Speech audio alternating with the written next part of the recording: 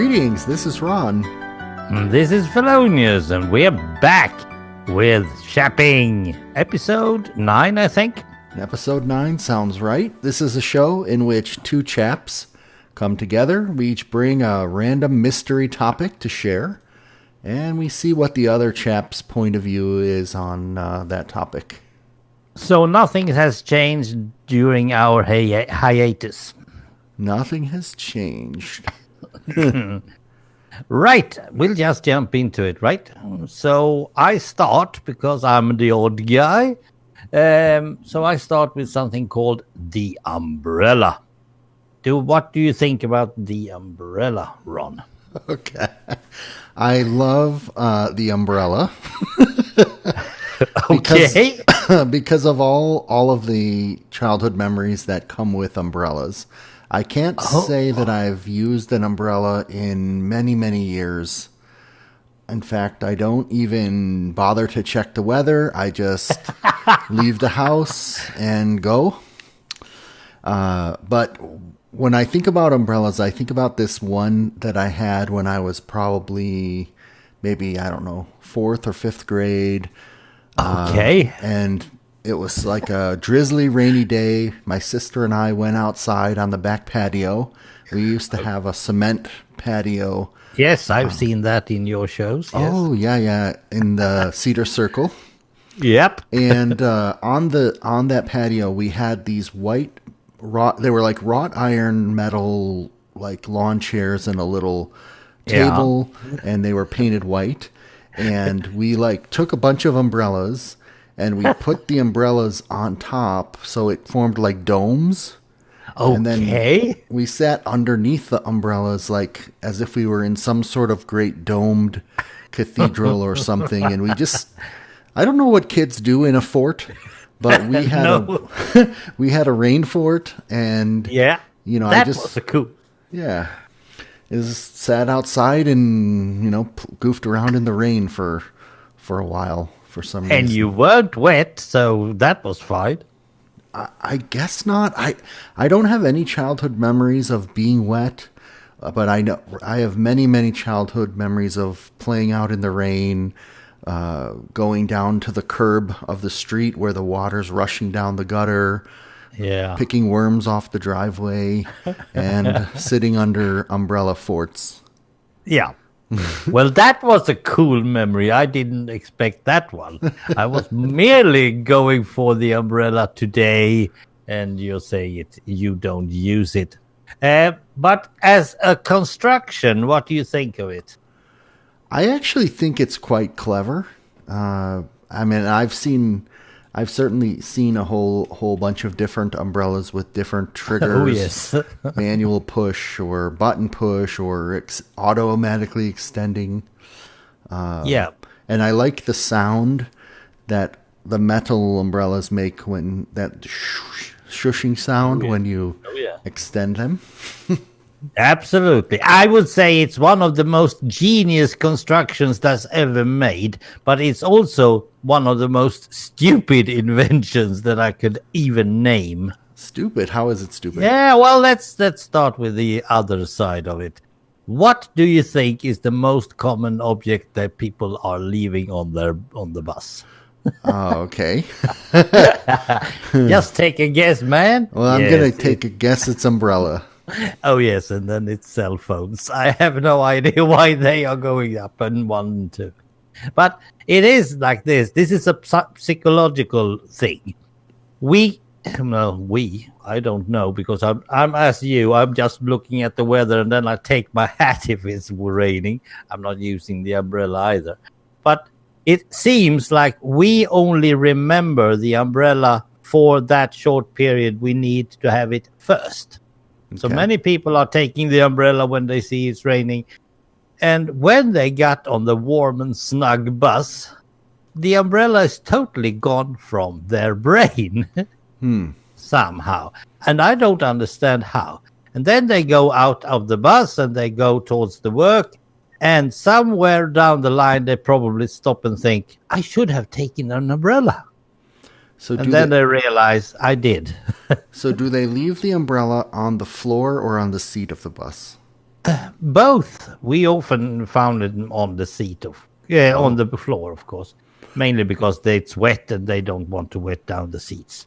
Yeah, I could see how on the floor you would forget it because you don't normally. But it's still raining outside. Even inside a bus, you can see it's raining outside. But somewhere down the line, it's not as important as it should have been. I feel like it's so strange that you can do that conscious decision when you go out from your house in the morning. I must take my umbrella. And then you totally wipe it out of your brain somewhere down the line. And people are forgetting them all over the place. They probably pop in for early breakfast or somewhere, I don't know.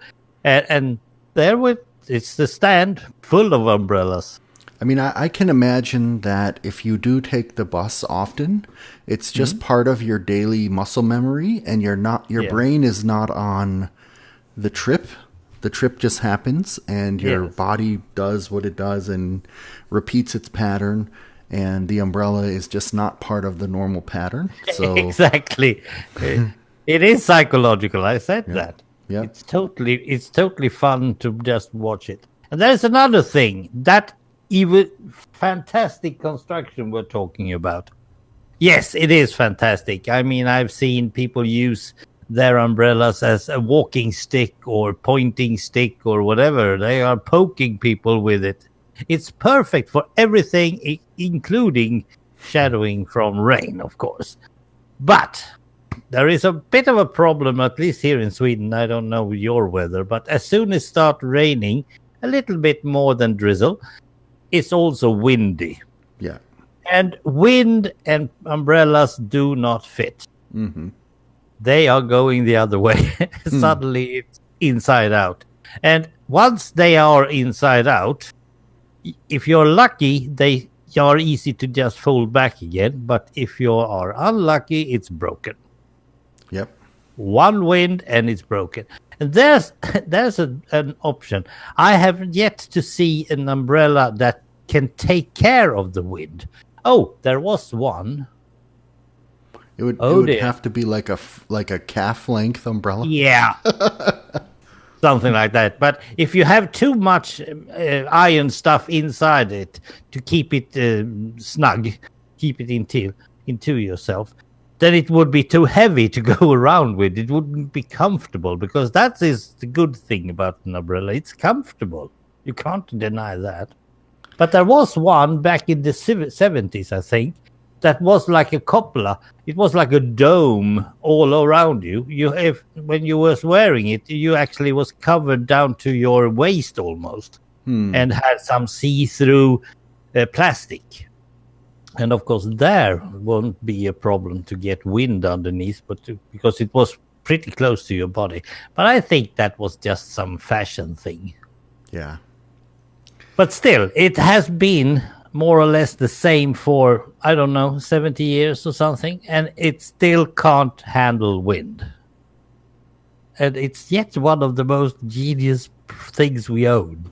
It is so, I don't know, it's fascinating. Was it you, or where did I hear this this question or this topic along, like probably a year ago, about what technology has changed but basically goes unnoticed, or what it. Oh yeah. Was that you and I talking about that? Yes, I think it was back in the questions, when we got questions from the comments. Yes, it was. It was one of our technological guys. Probably. I have a feeling that some of the umbrella automatic opening and closing technology would have been a very good answer to that question.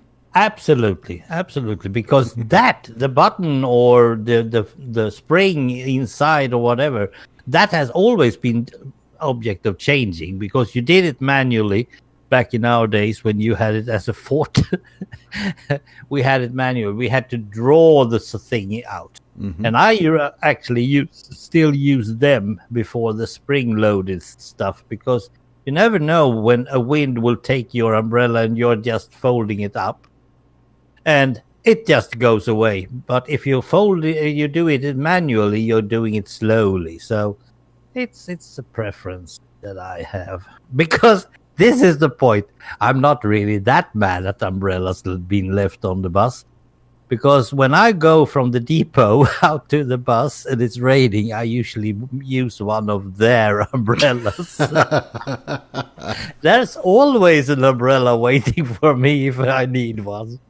And then I don't forget it on the bus, because that would be rather silly. I usually use it backwards to the depot again. Well, that's cool.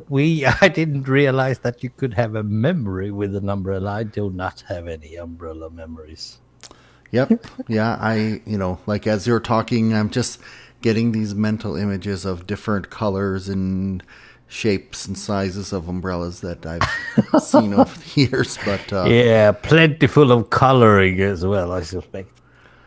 Mainly, I think I have blue or black. No, I have a red one with flowers on. I use that in the car. Gotcha. All right. So, because you were talking about water, I have chosen the second topic from my list.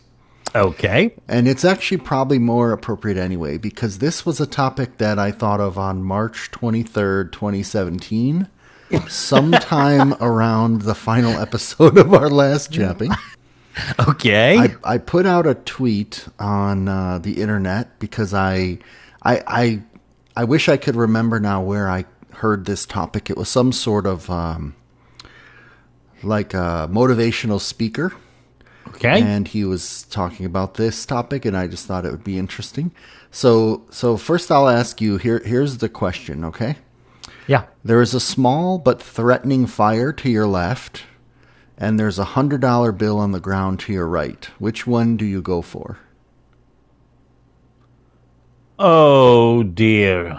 Small threatening fire to... Will I burn my ass while I'm picked up the $100 bill? That's the main question. So basically, do you try to do the good deed and put out the fire before it spreads, or do you go for your personal gain of $100? Okay. Yeah, well, my instinct tells me that I should go for the fire, because I don't like to be burned or hurt in any way. So, and then, of course, I will realize that the bill will probably blow away by the wind or whatever, or just disappear. But I hope it doesn't. But I go for the fire first, because I'm afraid that it will hurt me. Yeah, it's interesting. I put this question out on Twitter, and 23 people replied. 17% said they would go to put out the fire, and 83% would grab the money. That was cool. I thought the numbers would be the opposite, but okay. You don't know many people that are very rich. Then I don't know. I can't analyze that one.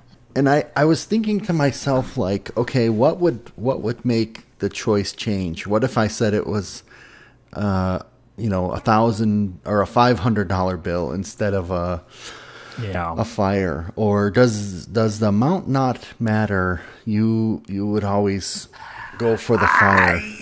Since this has nothing to do with anyone else, I might actually change my verdict or what. But fires are spreading so fast, and I don't want to be burned in my behind, because it's so complex. First of all, I don't feel the need for money the way that I should have or did 10 years ago. It feels like money is something that I could be without for a while, but my ass is actually something that I want to save for much more time. But let's say if you just put a bag of bills, it really doesn't matter how much it's in it. You don't know the amount. Mm-hmm. Then perhaps that might get my curiosity running, and hopefully that I can grab the bag and then put out the fire. Because that thing being just a bill laying on the ground, I don't know. I have a rubber band thing in my head as well. Someone will just draw that bill away and then I will get burned.